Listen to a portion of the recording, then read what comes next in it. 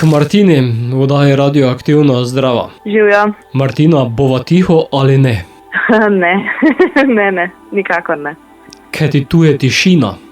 Ja, moj 5. singel je Tišina, tako. Ki pa ni tiha. Ne, ravno obratno, je energična pesem, ritmična. Nekako smo želeli poudariti ta kontrast, da tišina ni nujno, da je to res samo tišina, ker v človeku v času tišine je marsikaj.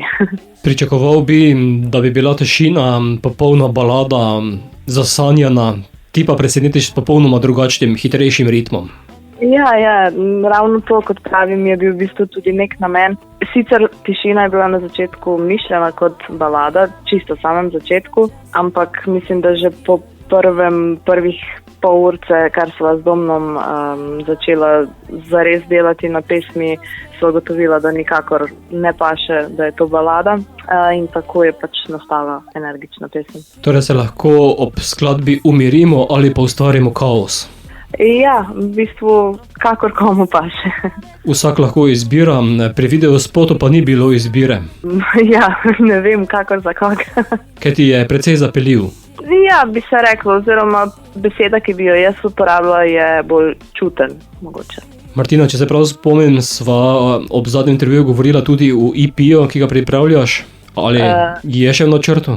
Ja, seveda, da je, sicer z rahlo spremenjenimi plani in seveda podaljšanim rokom, ampak ja, vsekakor je v planu in upajmo, da v bistvu do spomladi tudi realiziramo to.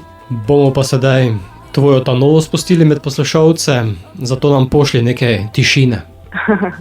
Ja, želim, da poslušalci uživajo, da začutijo ali tišino ali kaos, karkoli, namirjanje, karkoli si pač želijo, ker hočem, da si moja glasba vsak razlaga na nek svoj način, da čuti, kar pač želi čutiti ob glasbi, in to je nekako tudi moj cilj, zato tišina, vzemite jo za svojo.